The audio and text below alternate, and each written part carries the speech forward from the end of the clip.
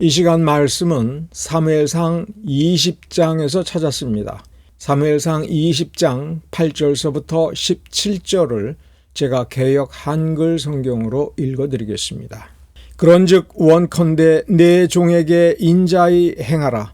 내가 내 종으로 여호와 앞에서 너와 맹약해 하였음이니라. 그러나 내게 죄악이 있거든 내가 친히 나를 죽이라. 나를 내 부친에게로 데려갈 것이 무엇이뇨? 요나단이 가로되 이 일이 결코 내게 있지 아니하리라. 내 부친이 너를 해하려 결심한 줄 알면 내가 내게 이르지 아니하겠느냐? 다윗이 요나단에게 이르되 내 부친이 혹 엄하게 내게 대답하면 누가 그것을 내게 고하겠느냐? 요나단이 다윗에게 이르되 오라 우리가 들로 가자 하고 두 사람이 들로 가니라. 요나단이 다윗에게 이르되 이스라엘의 하나님 여호와께서 증거하시거니와 내가 내일이나 모레 이맘때에 내 부친을 살펴서 너 다윗에게 대한 의향이 선하면 내가 보내어 네게 알게 하지 않겠느냐. 그러나 만일 내 부친이 너를 해하려 하거든 내가 이 일을 네게 알게 하여 너를 보내어 평안히 가게 하지 아니하면 여호와께서 나 요나단에게 벌을 내리시고 또 내리시기를 원하노라.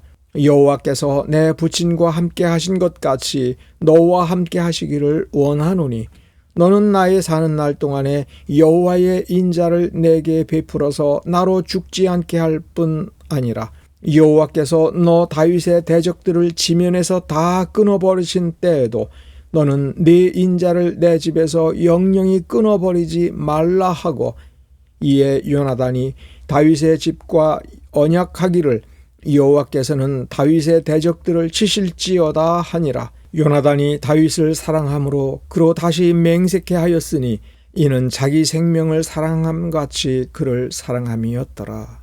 아멘.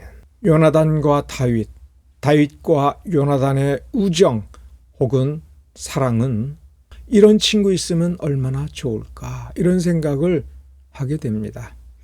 그러나 여기서 우리는 성경의 의도를 깊이 살펴봐야 됩니다. 하나님은 어찌하여 사무엘에게 영감을 주시고 이 내밀한 대화를 기록하게 하셨을까? 교회론적으로 보면 17절이 특별히 매우 중요합니다. 17절에 이는 자기 생명을 사랑함 같이 그를 사랑함이었다라고 하는 것을 우리 인간이 쉽게 생각하는 감성적 사랑으로 생각하여서는 안 되는 것입니다. 침례교회와 장로교회가 같은 신앙, 같은 신학을 가지고 있다고 장담해도 됩니다. 한 가족이나 마찬가지입니다. 그러나 쌍둥이도 약간의 성격 차이가 있듯이 형제 간에도 성격의 차이가 있듯이 침례교회와 장로교 교회론에서 어떤 차이가 있느냐라고 한다면 침례교인들은 연합, 성도의 연합의 원리, 창세기 첫 부분에서 하나님께서 아담을 창조하시고 그 다음에 성경의 표현에 따르면 아담의 신체의 일부를 떼어서 하나님께서 하와의 육신을 만들어서 아담에게 이끌어주면서 둘이 하나가 되라. 두 개의 몸이 두 개의 몸으로 있지만 마치 한 몸인 것처럼 실질적으로 한 몸인 것처럼 하나가 되어라. 아담은 그 말이 무슨 뜻인지 알았을 것입니다. 그러나 아담이 타락하면서 단순히 육신의 죽음만이 아담이 받은 하와가 받은 정죄와 심판의 전부가 아닌 겁니다. 인격도 부패되었고 인격이 부패되었다는 것은 인격을 구성하고 있는 지성과 심성과 의지 전체가 부패되어서 시간이 갈수록 하나님에게서부터 멀어지고 하나님의 원리에서 멀어지고 하나님의 원리를 망각하고 착각하고 변질시키는 역사가 나타나는 것입니다. 두 개의 몸이 하나가 되는 그것을 약간 추상적인 표현으로 한다면 사랑인 겁니다. 구체적인 표현으로 한다면 연합인 겁니다. 그런데 그것을 어떻게 이루는 것인가? 삶의 여정을 살아가면서 매일 매 순간 여러 가지 문제에 부딪힐 때에 그리고 갈등이 일어날 때에 각자 어떻게 저신해야 하나가 되고 하나가 올바로 저신하지 못할 때 나머지 한쪽이 어떻게 해야 되는 것인지에 대해서 변질되고 악용하는 것입니다. 자기 책임을 다른 사람에게 전가하고 여자를 무시하고 약한 자를 무시하고 노예 제도를 만드는 것입니다. 점점 더 잔인한 법을 만들었습니다. 여러 가지 여건을 놓고 인간적으로 보면 그럴 수밖에 없다. 그렇게 잔인하게 만든 것이 나름 지혜롭다 말할 수 있습니다만 하나님을 기준으로 놓고 보면 그만큼 멀어진 것입니다. 두 개의 몸이 별도로 있고 별개의 인격체지만 한 몸이 되고 한 영혼이 되는 것처럼 연합하라.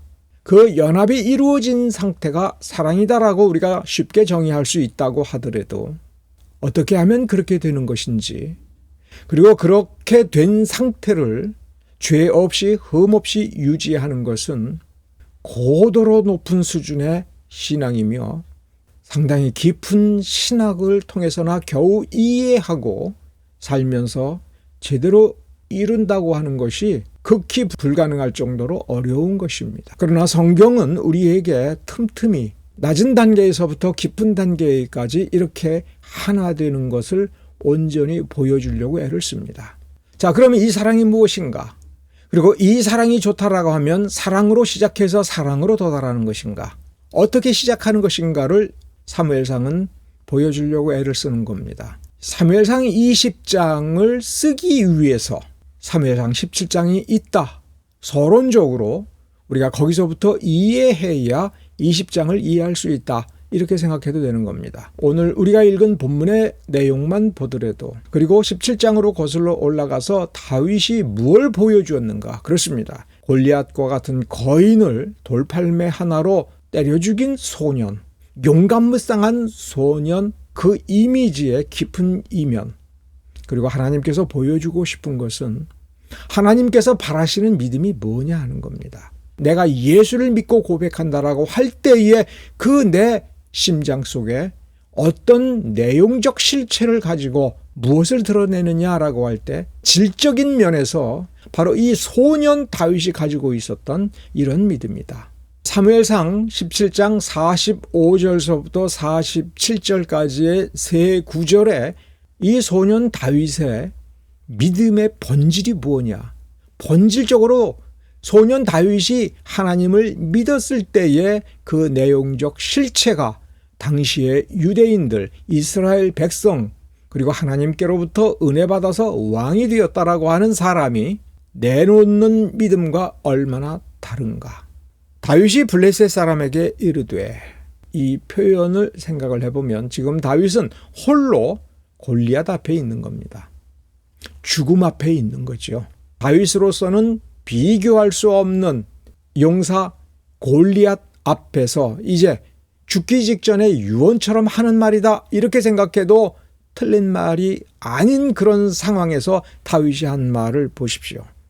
너는 칼과 단창으로 내게 오거니와 나는 만군의 여호와의 이름 곧 네가 모욕하는 이스라엘 군대의 하나님의 이름으로 내게 가노라. 야, 믿음 좋다, 이렇게 말하기 전에 완전 무장한 거인 골리앗 앞에 소년 다윗이 가지고 나올 수 있는 유일한 무기는 내가 모욕하고 있는 그 여호와라는 이름밖에 없다.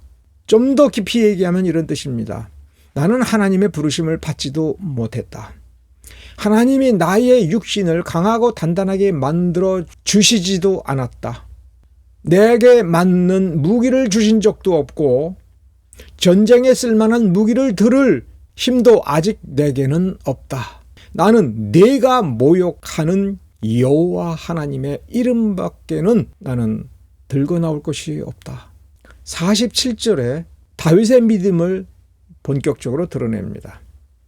여호와의 구원하심이 칼과 창에 있지 아니함을 이 무리로 알게 할 것이 분명하다. 전쟁은 여호와께 속한 것인즉 그가 너희를 우리 손에 붙이시리라. 전쟁은 하나님의 손에 있다. 죽음을 두려워하지 않고 심지어 죽음의 위협을 감수하면서 그럼에도 불구하고 그는 떨지 않습니다. 두려워하지 않습니다. 이것이 다윗의 믿음이라고 하는 것을 우리가 주목해야 됩니다.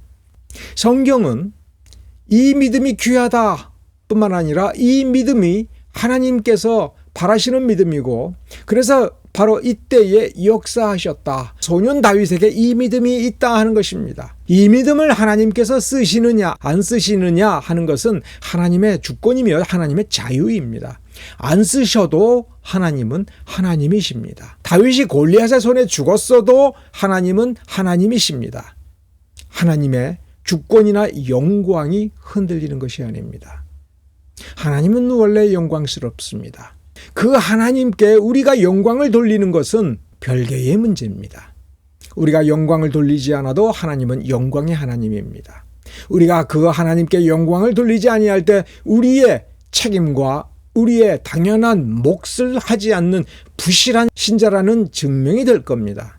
우리가 하나님께 마땅히 돌려드려야 될 영광을 우리가 하나님께 마땅히 돌려드리는 것은 우리의 책임과 우리의 소명인 겁니다. 그 점을 염두에 두지만 여기서 주목할 것은 다윗이 골리앗을 죽였다.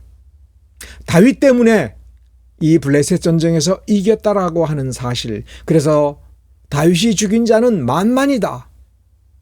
이렇게 많은 사람들이 찬양하고 좋아했습니다마는 이 다윗의 믿음에 주목한 사람이 한 사람이 있었다는 뜻입니다. 그것이 요나단입니다. 요나단은 이미 사무엘상 17장에 이르기까지 요나단은 이런 믿음을 가진 사람이다라고 하는 것, 다윗과 동일한 믿음을 가진 사람이다. 그것을 성경은 우리에게 보여주었습니다. 이러한 믿음을 가진 사람이었기 때문에 가장 본질적으로 중요한 것은 살아있는 믿음, 참된 믿음이라고 하는 것을 너무나도 잘 알고 있고 참된 믿음을 하나님께서 기쁘게 쓰신다라고 하는 것을 너무나 잘 알고 있고 그 참된 믿음을 따라 두려움 없이 행동을 할 때에 하나님께서 쓰셨다라고 하는 경험을 가진 요나단이었기에 자기와 동일한 참된 믿음을 가진 다윗을 보자마자 사랑하게 되었던 겁니다. 그것이 18장 1절서부터 9절에 있습니다. 다윗이 사울 앞에 나와서 제가 누굽니다. 이렇게 자기의 신상에 대해서 이야기하자마자 어떤 현상이 생겼습니까? 1절에 18장 1절에 요나단의 마음이 다윗의 마음과 연락되어 요나단이 그를 자기 생명같이 사랑하니라. 누가 먼저 사랑했습니까? 요나단이 다윗을 사랑하게 되었다. 요나단의 마음이 다윗의 마음에 다가가서 마음과 마음이 연락되어라고 하는 것은 카수아르. 마치 실을 시줄과 날줄 가로 세로로 엮어서 하나의 옷감을 만들듯이 그 옷감을 만들면 그걸로 옷을 만들 수도 있고 자루를 만들 수도 있지요. 이불을 만들 수도 있습니다. 무엇이든지 만들 수 있죠. 중요한 건 실은 옷이 될 수가 없습니다. 옷으로 사용하기 위해서는 가로 세로로 엮어서 하나가 되어야 됩니다. 그 실이 풀리면 옷감으로서의 역할을 할 수가 없지요. 18장 1절은 우리에게 뭘 말해주는 거냐면 둘이 영혼 깊숙한 곳에서부터 본질상 하나가 되었습니다. 무엇 때문에 하나가 되었는가를 이해를 해야 됩니다. 무엇 때문에 하나가 되었습니까? 하나님을 향한 믿음이었습니다. 나는 하나님을 믿습니다. 우리는 하나님의 자녀입니다라고 고백하지만 골리앗을 보고 꽁무니가 빠지게 도망치는 그런 진짜인지 가짜인지 알 수 없을 정도로 허술한 믿음인가? 하나님의 이름을 저 불신자가 모욕하는 것을 참을 수 없어서 자기 생명까지도 아낌없이 내려놓는 그 믿음. 내가 죽으면 죽었지 이거 참을 수가 없다라고 하는 그러한 의분이 있는 정의감이 살아있는 그런 믿음이었습니다. 그런 믿음을 가진 독보적인 존재인 요나단이었기에 자기와 동질적인 믿음을 가진 다윗을 보자마자 공동운명제처럼 이제는 같이 살고 같이 죽는 거야. 우리는 하나다라고 하는 결과가 맺어진 겁니다. 하나님을 만나기 전까지는 진정한 사랑이 없는 겁니다. 예수를 만나고 예수의 십자가의 공로를 힘입었을 때에 비로소 그래서 참된 믿음이 생길 때에 비로소 그 믿음을 근거로 하여 사랑으로 나아가고 사랑을 배우기 시작하는 것입니다. 우리는 사무엘상 17장으로 돌아가서 다윗의 믿음이 얼마나 세냐가 아니라 얼마나 거룩한 것인가, 성경의 가르침과 얼마나 부합한 것인가를 보고 요나단의 믿음 또한 얼마나 성경적인 믿음인가를 보았을 때 두 믿음이 만났을 때에 그 즉시 하나가 되고 성경적 참 사랑이다라고 하는 표현에 어울리는 단계까지 갔다라고 하는 것을 우리는 먼저 확인을 해야 됩니다. 그런데 사무엘상 18장에 보면 다윗을 보고 왕의 권한과 지위와 명예를 생각을 할 때에 오히려 경계하고 질투하고 미워하게 되는 사람이 등장한 겁니다. 놀랍게도 그 사람은 하나님의 은혜를 많이 받은 사람입니다. 요나단은 하나님의 직접적인 은혜를 받았습니까? 택함을 받았습니까? 요나단 때문에 그 아버지인 사울이 왕이 되었습니까? 사울이 왕이 되면서 왕자로 어느 날 느닷없이 등장하게 된 것이 요나단입니다. 요나단의 마음하고는 다르게 사울의 마음에는 다윗에 대한 질투와 미움이 커지고 있었습니다. 사울의 마음에 무엇이 없습니까? 사울의 마음에 믿음이 없었습니다. 그런 상태에서 다윗을 사위로 삼았습니다. 다윗을 죽일 기회를 만들다가 어쩌다가 그렇게 된 것입니다.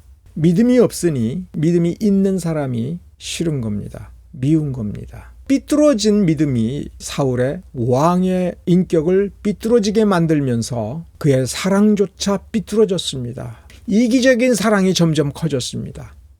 그래서 사울이 다윗을 더더욱 미워한 것은 자신의 왕위뿐만 아니라 자기 아들 요나단의 왕위를 위협하는 존재로 보았기 때문에 그렇습니다. 여기서 점점 더 사울은 성경에서 벗어나는 인격의 행로, 인생 행로로 가게 됩니다. 사위는 우리 한국 유교 문화의 표현입니다. 서양적 성경적 관념에서 놓고 보면 사위는, 우리가 사위라고 부르는 존재는 법률적으로 아들이 된 겁니다. 법률상 아들입니다. 그러면 우리는 혈통상 아들이 본질이고 법률상 아들은 무슨 소용이야 라고 하는 것은 유교의 순혈주의, 혈통주의입니다. 성경은 또 예수님께서 살아서 뭘 가르쳤습니까? 아브라함의 자손은 혈통으로 되는 것이 아니다. 인간의 의지로 되는 것이 아니라 믿음으로 되는 거다. 육적 혈통을 가진 유대인이라 할지라도, 순혈통을 유지한 유대인이라 할지라도 아브라함의 믿음이 없으면 아브라함의 합법적인 자녀가 아니다라고 하는 것이 사실 성경의 가르침입니다.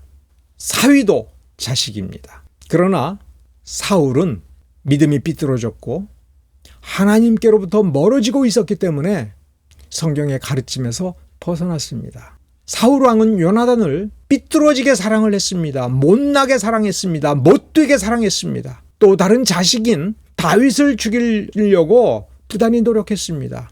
하나님 보시기에 둘 다 내 자식인데 내 혈통으로 나와서 내가 왕위를 물려주고 싶은 요나단을 위해서 또 다른 자식을 죽인다고 하는 것. 그래서 자기의 친딸을 과부로 만들겠다라고 하는 것. 그게 온전한 사랑입니까?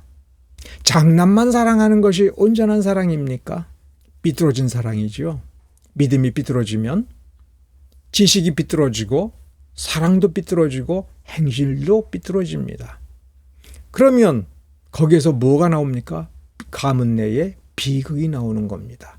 요나단의 운명이 비참하게 전쟁터에서 죽는 것, 그리고 사울 가문이 거의 멸족 수준이 되는 것, 그것은 사울 때문입니다. 오늘 본문으로 돌아가서 우리는 무엇을 생각을 해야 되느냐 하면 그러한 아버지의 삐뚤어진 사랑 속에서 이 믿음을 배반하지 않기 위하여 몸부림치고 있는 요나단입니다. 15절에 여호와께서 너 다윗의 대적들을 지면에서 다 끊어버리신 때에도 이런 일이 일어날 것이다 라고 하는 걸 아는 겁니다. 믿음이 깊으니 하나님은 신실한 믿음을 가진 자를 결코 버리지 아니하며 비록 다윗이 사울의 손이든 어떤 원수의 손에 죽는다 할지라도 하나님은 반드시 갚으신다. 다윗이 억울하게 죽는다면 혹은 다윗이 어떤 억울한 일을 당할지라도 하나님께서 응징하시고 갚으실 것이다. 그래서 다윗을 대적하는 자들은 멸망당할 것이다. 그러면 지금 다윗의 대적 중에 가장 큰 대적이 누굽니까? 자기 아버지입니다. 너 다윗의 대적들을 지면에서 다 끊어버리신 그런 결과가 분명히 올 거다. 그러나 오늘을 기억하여 나와 내 핏줄에게 자비를 베풀어 달라. 성경은 우리에게 먼저 깊이 고찰해야 될 것은 아버지로서 사울은 참된 믿음을 가지고 참된 사랑을 했느냐. 요나단이 이렇게 피눈물 나는 선택을 하고 피눈물 나는 축복을 하지 아니할 수가 없는 상황에 된 것이 누구 때문이냐? 사울 때문입니다. 그러므로 우리가 나는 다윗 편이야, 다윗처럼 되고 싶어라고 생각할 때에 이런 상황에서도 다윗을 사랑하고 다윗을 축복하고 다윗을 살리기 위해서 애를 쓰는 이 모습을 생각하기 전에 가장으로서, 아버지로서, 어머니로서 나는 내 믿음을 온전한 반석 위에 세우고 말씀 위에 세우고 그래서 내 믿음이 똑바로 되어서 똑바로 사랑할 수 있느냐. 내 믿음이 똑바로 되지 못하면 내 사랑도 똑바로 되지 못하고 내 운명도 똑바로 가지 못한다라고 하는 것을 기억해야 됩니다. 예수의 이름을 믿고 아무것도 하지 않으면 아무 일도 일어나지 않는데 그 믿음은 아무 믿음도 아닌 것을 우리가 알아야 됩니다. 예수의 이름을 믿었으면 예수의 이름의 명예를 위하여, 하나님의 명예를 위하여, 그 이름의 영광을 돌리기 위하여 우리는 무언가를 해야 됩니다. 무언가를 해야 하나님을 영화롭게 할 수 있습니다. 하나님이 기뻐하시는 선한 일을 하고 하나님이 싫어하시는 나쁜 일을 하지 않으려고 싸워야 됩니다. 내 자신과 싸워야 됩니다. 변질된 믿음이 되지 않도록 해야 합니다. 그럴 때 내 믿음이 똑바른 믿음이 되는 겁니다. 과거에 은혜 받은 이후에 내가 교만해지고 방자해지고 나태해지고 무식해지고 그래서 믿음에서 떠나는 행실을 통해서 자기 만족을 추구하고 있고 쾌감을 추구하고 있으면서 내 자신을 속이고 있는가 깨우쳐야 됩니다. 알아야 됩니다. 그래서 나의 발걸음을 성경에 맞추어서 돌려야 됩니다. 성경을 따라가야 됩니다. 그럴 때에 눈이 열리고 마음이 변화되며 하나님의 거룩한 자를 사랑할 수가 있는 겁니다. 삐뚤어진 자식 사랑이 그 자식을 불행하게 만들었습니다. 정말 좋은 법률상의 아들이 하나님께 영광을 돌려드릴 수 있는 이 가문을 위대하게 해줄 수 있는 그러한 아들이 생겼는데 그 아들을 죽이려고 함으로써 굴러들어온 복을 걷어차고 하나님께서 부어주시는 은혜를 땅에 쏟아 버린 것입니다. 이 얼마나 엄청난 실수이고 잘못이고 비극이겠습니까? 먼저 내가 할 일은 내 믿음을 온전케 하는 것이고 내 사랑을 온전케 하는 것이고 하나님의 뜻을 온전히 이루는 것이다. 그 기초를 통해서 성경적인 참사랑이 이루어질 때 그 축복이 더욱 공고해지며 더욱 확실해진다라고 하는 것을 여러분 기억하시기 바랍니다. 기도하겠습니다.